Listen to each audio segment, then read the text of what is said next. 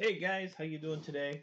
We're going to take a little deviation from our normal comic review that we do, and I am going to review this book here. Now, I got this book at my local Ollie's. I think it's like 20 bucks or something like that. It wasn't that much, but it is a beautiful book.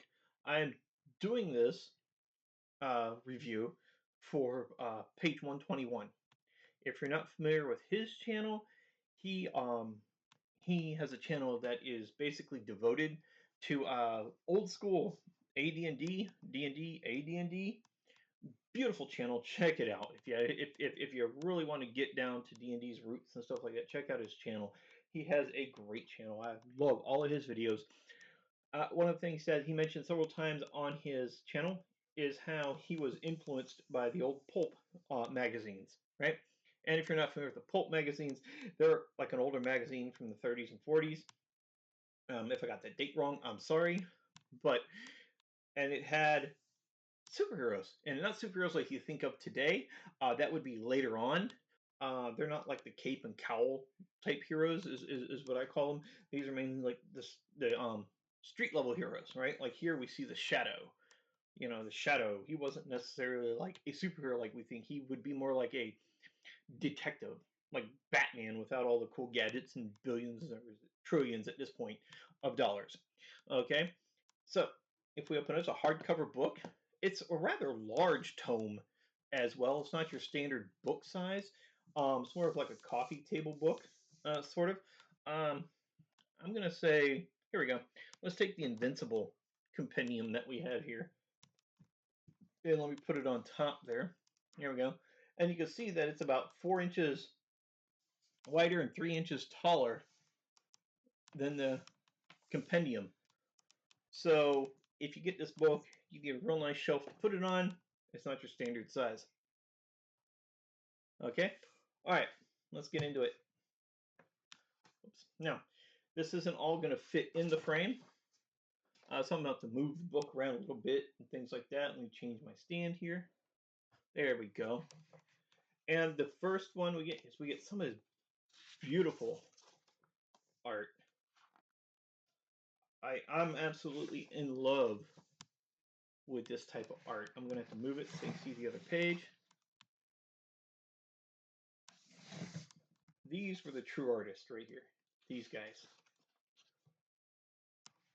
Science fiction, fantasy, just gorgeous. The first chapter is on the Shadow. Now we're not going to be able to go through every page of the book, obviously, because this book is over 350 pages. So we're just going to hit the highlights here. Um, Look at the cover. That is just so. He's going after the criminal underworld. Doesn't that sound familiar? And this has even been updated in 2021. James Patterson did a Shadow novel.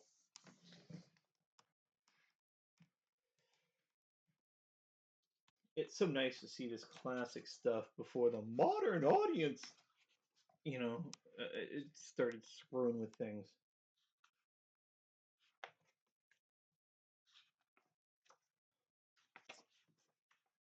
Again, we're just going to hit the art because I think the art is what's most important. You can't read the words on the page anyway on the camera. Maybe you can. If you can, you can. If you can't, you can't.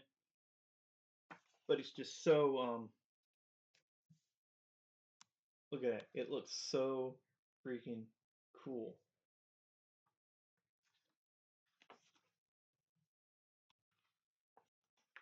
And you got to consider the timing of this too. In the 30s and 40s,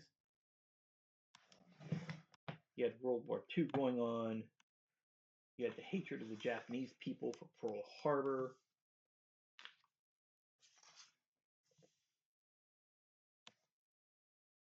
The grip of the shadow. The shadow knows. This is a radio program too.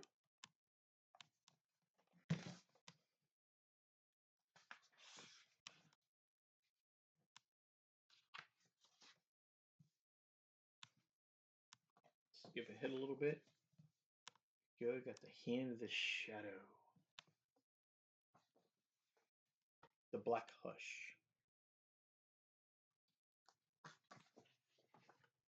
Another one, the shadow coming out of a manhole, or the shadow picking a lock. You could run a whole college-based class on this book. You really could. Oh, somebody got the jump on the shadow. Oh, woman.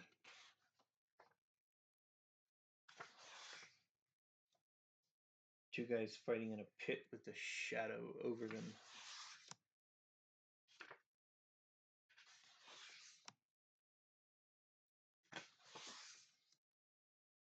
That's cool. Some type of magic, maybe. Oh, that's so cool.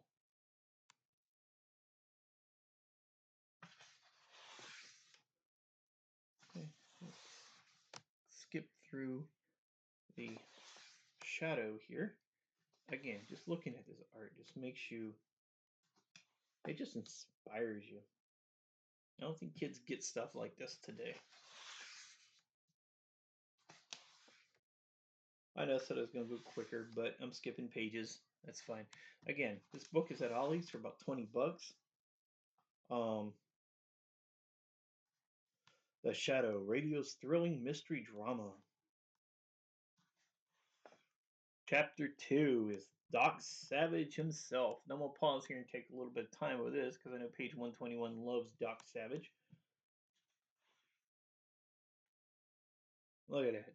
You couldn't have people like that on a cover of something today. It would immediately get canceled. And Doc Savage would get canceled for culture appropriation. It's going to have an undersea adventure, underwater adventure. Doc Savage, he went everywhere. I think he even went to space at one point.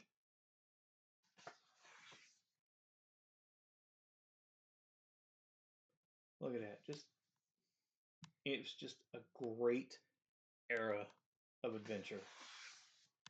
The Man of Bronze.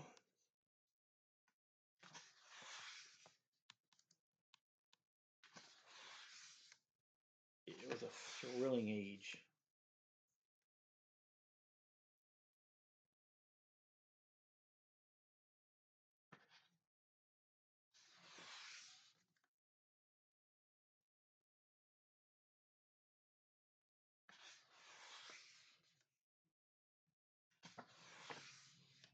I'm just showing you one side of the book right now. So, the Land of Always Night. Really cool stuff here. Let's get to more of a full color page here. There we see Doc Samson in his lab.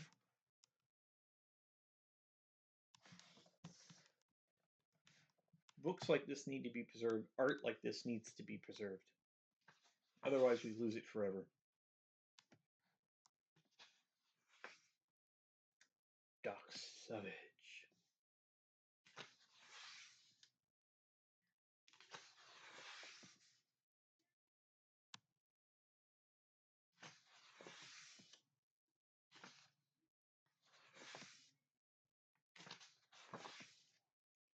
And I'm going through this kind of page by page because, again, this is the section I really wanted page 121 to see. Anthony from page 121.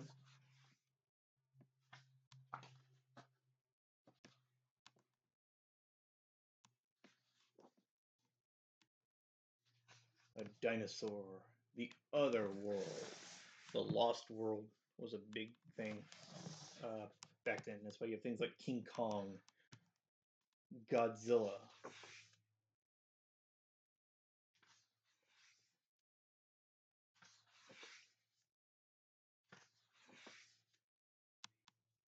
Doc Savage. Looks like you got some evil doctors over him or something like that. Maybe they're trying to do something to old Doc. I'm sure he'll stop them. Doc Savage looks like he's injecting something into somebody here.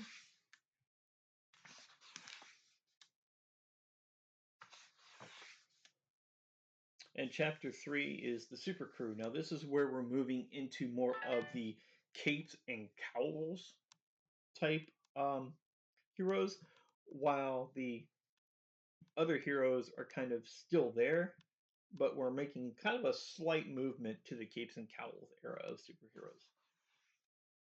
Nick Carter Weekly, old uh, adventure magazine. Oh boy, yeah, you couldn't have people in hoods today. You'd be done before you started, and that's a shame too. People are so sensitive today. The modern audience has destroyed more classic stuff due to their sensitivities.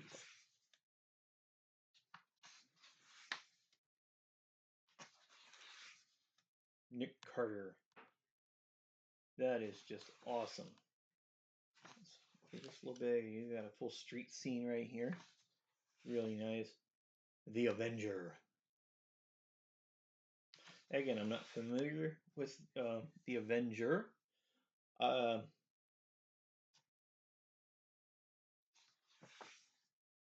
hey, look, it says Justice Inc. Right? There was a hero game system called Justice Inc. That was the old pulp style action. And here we go. Super Snipe or something like that. Comics. This is where I'll show you the other page here. This is where again we're moving into the capes and cowls era of superheroes. Wacky Sneak Machine puts history dates in your head.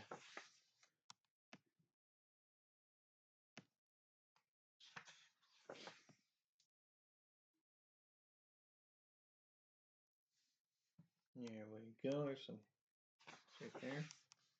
And now we're moving into chapter 4, which is the paperback revolution, which they're taking those old pulp adventures and they're making paperback books out of them, and they're making new adventures as well.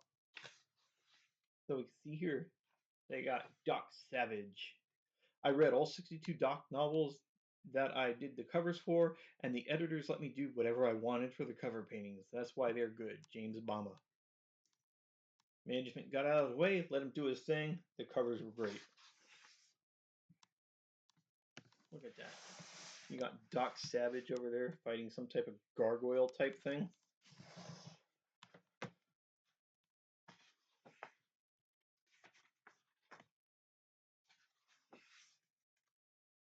Look at that. That is just a wonderful depiction right there.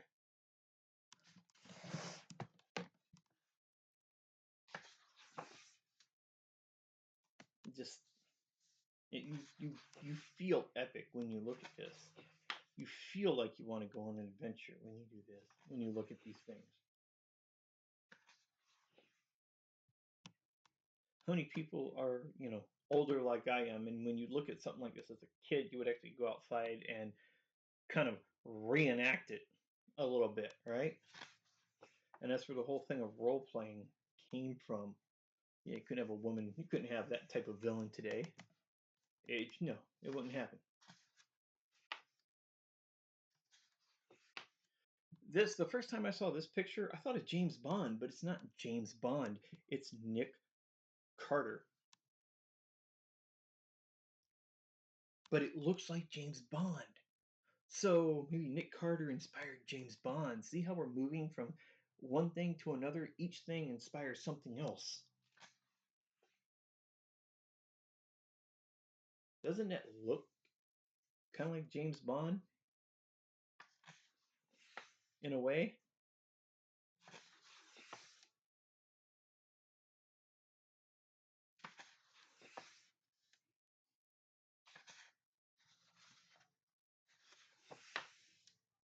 And then the comics evolution. Now we're taking and we're moving those from the pulp era to the paperback revolution.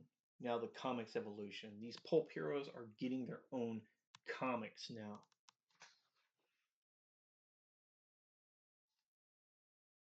Doc Savage. He looks kind of like Duke from G.I. Joe, doesn't he? I just realized that. He does look kind of like Duke from G.I. Joe. That is so cool. Look at 10 cents for a comic book. 52 pages. Wow.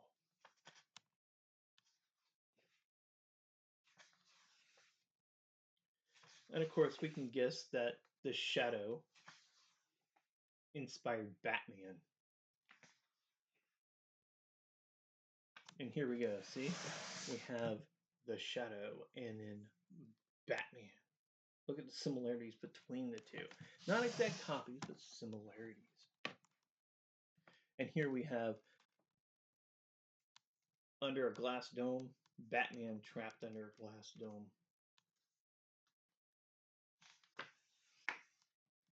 And here is where they actually meet. Batman and the Shadow actually meet and shake hands.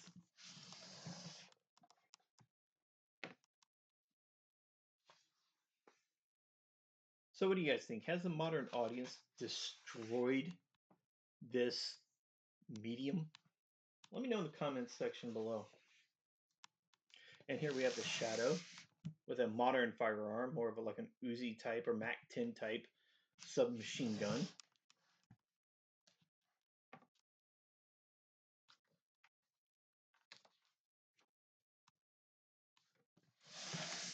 You'd never be allowed to have a villain like that today. You could try, but it ain't gonna happen.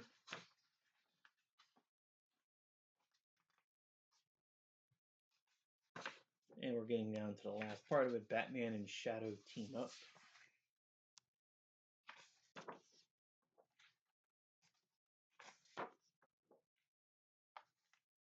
Look at that. Batman, Robin, and the Shadow.